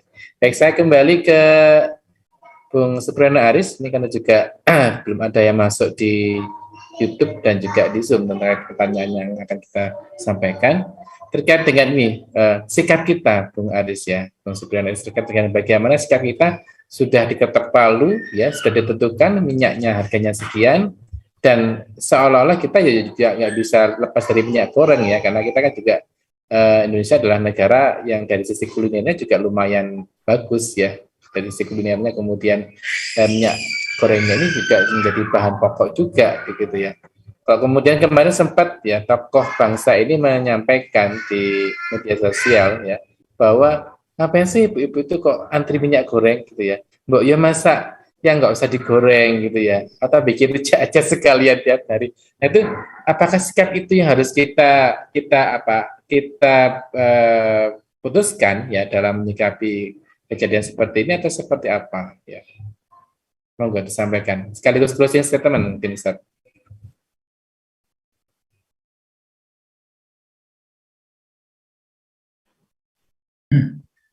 Ya, kita memang sangat miris ya mendengar dari seorang tokoh dan apalagi ketua umum sebuah partai besar di Indonesia itu membuat statement seperti itu. Itu berarti kan statement yang tidak punya empati sama sekali terhadap rakyatnya ya. Ya. Meskipun dia memang ada, kalau bisa dinilai benar dan tidak benarnya, ya ada benarnya juga, karena apa? Ya kita sebagai ini memang harus kreatif ya dalam arti mengolah makanan ya, mengolah makanan tidak harus semuanya digoreng ya. Tapi memang kan ada hal tertentu yang memang sekarang hampir semuanya digoreng ya. Bayangkan saja ya, seandainya sekarang tidak ada minyak goreng, semuanya direbus. Kira-kira kalau dengan anak-anak kita yang sekarang ini mau enggak? Doyan atau enggak? Karena anak-anak sekarang ini kan hampir semuanya makan tuh diolah, dan itu diolah dan digoreng. Sekarang kita kasih singkong goreng ataupun ubi rebus ya, enggak mau mereka anak-anak kita.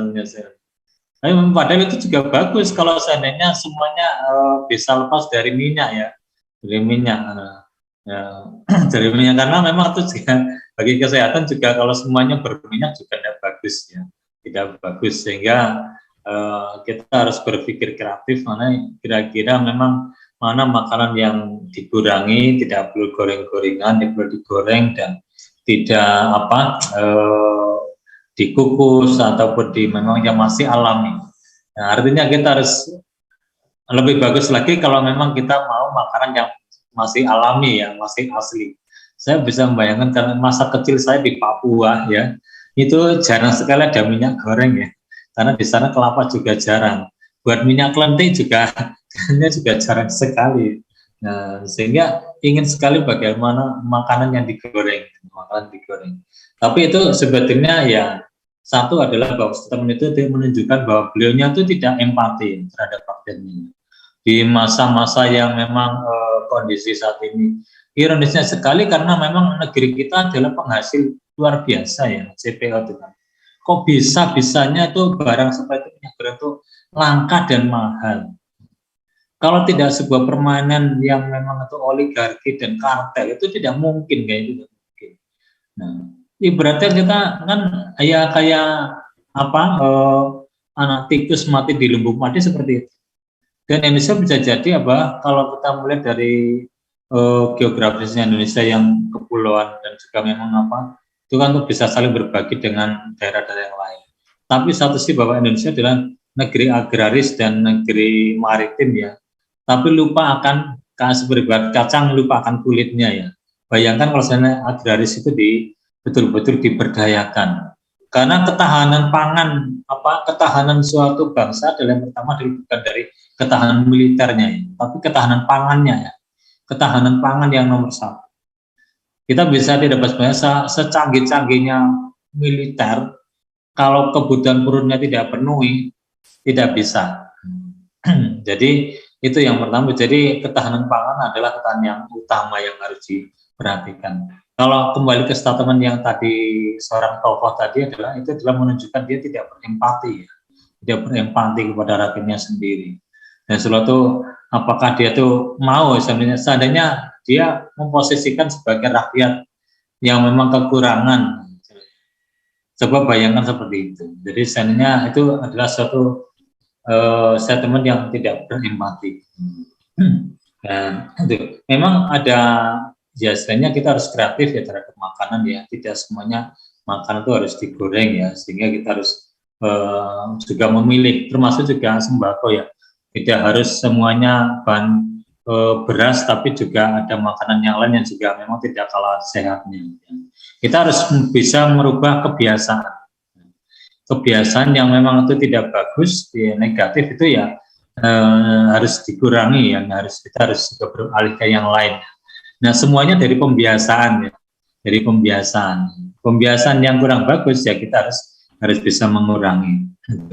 Nah, terakhir dengan closing dari saya mungkin ya, dalam masalah hal ini kelangkaan minyak goreng ini negara tuh harus hadir. Negara wajib hadir dalam masalah pengelolaan dan pendistribusian karena di dalam negara adalah sebagai penggembala dan dia harus bisa menjamin kebutuhan pokok dari rakyatnya. Kalau tidak hadir berarti ini negara abai terhadap rakyatnya sendiri. Nah, di dalam masalah pengelolaan dan pendistribusian itu tidak boleh diserahkan kepada swasta, tidak boleh diserahkan. Karena kemungkinan besar kalau dari swasta itu ketidakadilan tidak ada. Nah, jadi itu sebagai closing dari saya bahwa dalam masalah kelangkaan minyak goreng ini negara wajib hadir dalam masalah pengelolaan dan pendistribusian bahan pokok karena itu adalah merupakan tanggung jawabnya negara. Tidak boleh diserahkan kepada swasta, sehingga karena inilah bisa memicu ya istilahnya kelangkaan juga masalah permainan harga. Tapi negara tidak boleh juga mematok harga, karena nanti akan terjadi keseimbangan mekanisme pasar kalau seandainya negara ini hadir dalam masalah pendistribusian dan pengelolaan. Ya itu mungkin closing dari saya dan mudah-mudahan ini juga bisa sedikit memberikan pencerahan. Monggo silakan Mas Sigit. Ya, baik, jazakallah khair Ustadz Bung ya, Bung Supriyono Aris atas statementnya. Yang kalau saya ambil inti dari penyataan penjenengan itu adalah kita tetap oke lah berpikir kreatif ya, tapi jangan lupa kebutuhan itu adalah sesuatu hal yang harus dipenuhi ya oleh negara sebagai suatu bentuk pertanggungjawaban dan peran serta negara, dan tidak kemudian mengandalkan swasta atau ditopang oleh swasta yang justru dari prinsip keadilannya tidak akan bisa lebih adil ya dibandingkan negara atau penguasa itu sendiri. Baik, terima kasih Bung Supriyono Aris atas penyampaian materinya. Saya lanjut kepada Mas Indra Fahrudin ya, terkait dengan sikap kita ya, jika memang fakta yang terjadi di lapangan seperti itu ya, tentu kita sebagai seorang muslim tidak kemudian semakin mundur ya, harusnya semakin semangat. Kalau tadi disampaikan bagaimana kita berislam ini harusnya semakin semangat ya, terutama menyambut bulan suci Ramadan. Ini sikap kita sebagai seorang muslim ya, apakah kita kemudian hanya menerima seperti tadi yang disampaikan oleh Bung Supriyono Aris, ataukah kemudian kita berupaya untuk menjadi muslim yang terbaik ya, terutama menyambut bulan suci Ramadan ini. Dan itu selesai statement ya, silakan. Baik, alhamdulillah, jazakallah khairan pada Mas Sigit Pramana. Baik, sebagai satu closing ya, ada beberapa poin yang ingin Al-Fakir sampaikan ya. Istilahnya what's next, apa yang harus kita lakukan, khususnya dalam jangka pendek kita akan menghadapi akan kaum muslimin berbahagia akan melaksanakan atau menjemput tamu yang agung, yaitu Sayyidus Syuhur, yaitu penghulunya bulan ini yang mulia ini ya, yaitu bulan suci Ramadan sebagai bulan untuk titik tolak perubahan umat. Jadi satu poin penting, marilah sama-sama kita semuanya siapkan diri kita, pribadi kita ya, untuk menjadikan bulan Ramadan ini sebagai bulan untuk mentaskif umat, bulan untuk mentransformasi umat ini dari jahiliyah kepada Islam. Karena bagaimana Allah berikan ya bonus yang begitu besarnya bulan Ramadan ini dengan melimpah pahala, dan Allah berikan kondisi kondisi untuk melaksanakan ketaatan itu lebih masif ya di bulan Ramadan ini. Itu yang pertama. Kedua adalah memang menyikapi tadi kita membutuhkan seorang negarawan muslim yang sejati. Apa yang disampaikan direspon oleh Mas Supriyono tadi itu, seorang tokoh tadi itu tidak menunjukkan bagaimana dia itu seorang negarawan dengan level politik yang saya kira mungkin paling pol ya, bahkan garis keturunan genetik yang saya kira tidak diragukan lagi. Tetapi itu tidak menunjukkan bahwa statement itu sebagai sikap sebagai seorang negarawan. Maka kita harus hadirkan di bulan Ramadan ini, sebagaimana kita meniru Rasulullah SAW melahirkan para sahabat itu seorang negarawan-negarawan. Dan bagaimana kita bisa mencontoh Rasulullah SAW di bulan Ramadan itu banyak sekali melaksanakan aktivitas-aktivitas politik yang itu notabene adalah merupakan aktivitas ibadah yang luar biasa. Misalkan jihad fisabilillah yang pertama, perang Badar, bagaimana Rasulullah SAW juga melakukan prestasi-prestasi politik, kemenangan-kemenangan itu. Nah, ini menunjukkan bahwa kelangkaan minyak sebagai kita dalam menghadapi bulan Ramadan ini menunjukkan, mengkonfirmasi bahwa negeri kita itu sedang tidak baik-baik saja. Ini kalau menyitir sebuah lagu itu, kita ini hubungan rakyat ya dengan pemimpin kita itu sedang tidak baik-baik saja, akibat dari sebuah kebijakan yang memang bermasalah, kebijakan yang zalim yang bermunculan dari ideologi kapitalisme. Sehingga kita lihat bagaimana rezim ini gelagapan. Ekonomi menjadi persoalan, IKN saya kira ini juga kita lihat bagaimana konsensus IKN ini ada beberapa yang nanti itu ada yang mengundurkan diri dan sebagainya. Sehingga untuk menutupi ini, pemerintah kembali memainkan isu radikalisme. Nah, ini ya sekali lagi, ini adalah isu yang bisa dibalik-balikkan, yang bisa dijual. Ya, isu radikalisme ini kembali menjadi momok bagi kita. Nah, saya kira umat Islam harus punya setidaknya 3 sikap untuk menangkal terutama adalah isu radikalisme itu. Jadi di awal sudah Al-Fakir kasih garis besar adalah melahirkan Muslim negarawan yang sejati. Bagaimana Muslim negarawan yang sejati itu? Yang pertama harus menanamkan kesadaran politik.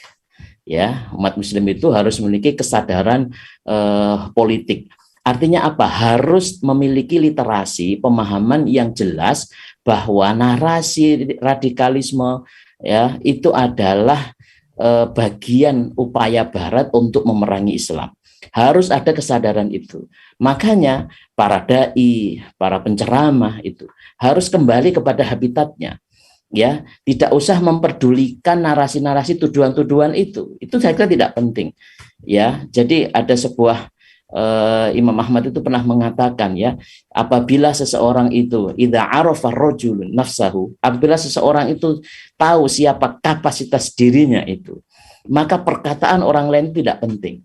Kalau seseorang muslim itu tahu bagaimana karakter dia sebagai seorang muslim itu sebagai khairu ummah, sebagai seorang muslim yang membawa rahmat lil alamin, maka tuduhan-tuduhan miring, labelisasi, dominasi ataupun dominasi makna yang negatif kepada kita itu tidak penting. Biarlah semuanya. Fakta, aktivitas kita itulah nanti yang akan menjawabnya.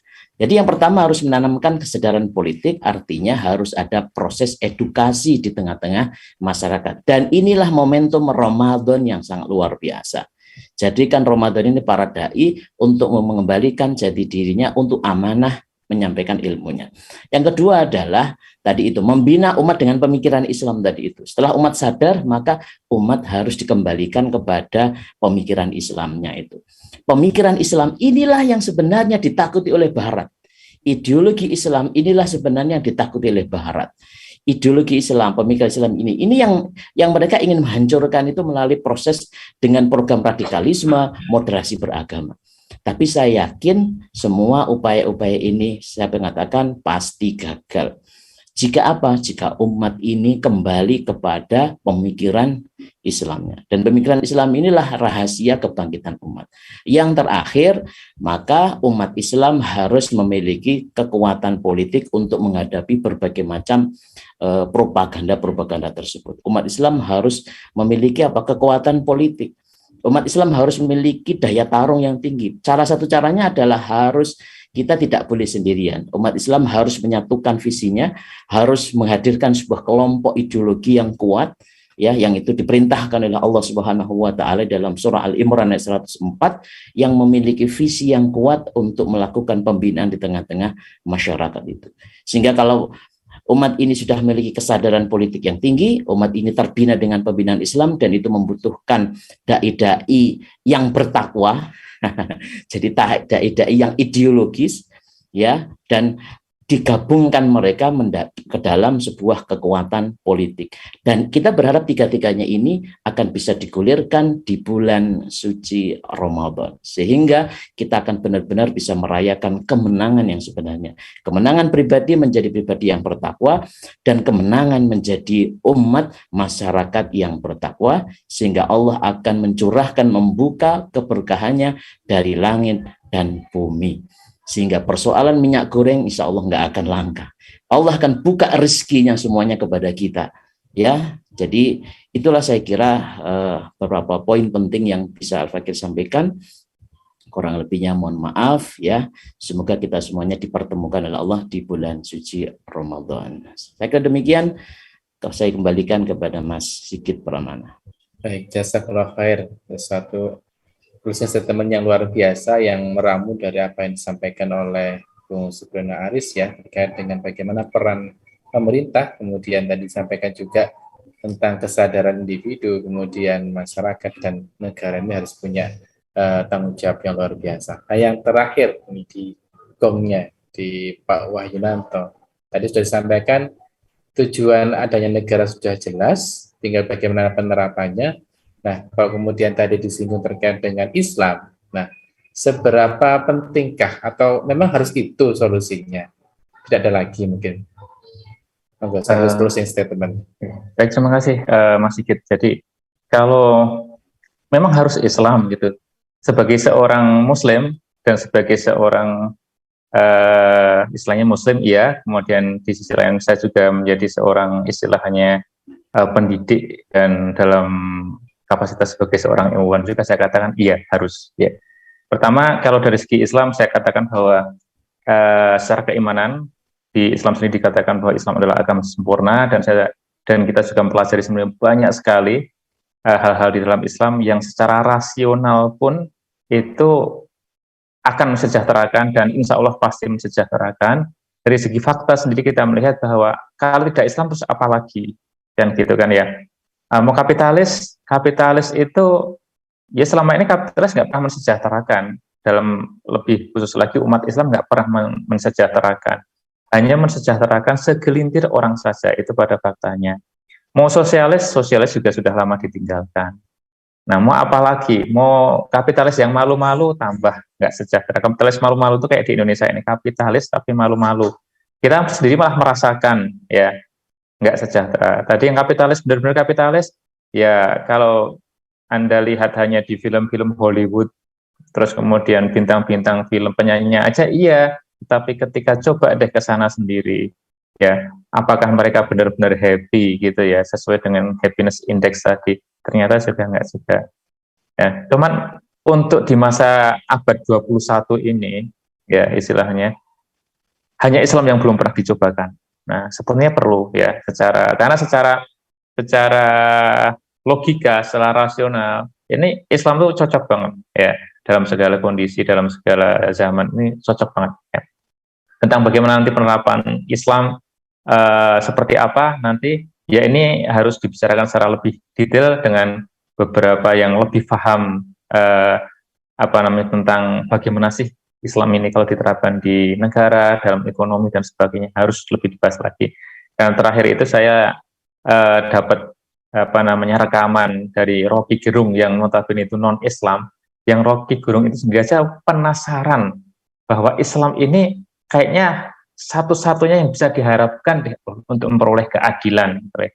Lah yang non-Islam saja sudah penasaran, pengen tahu.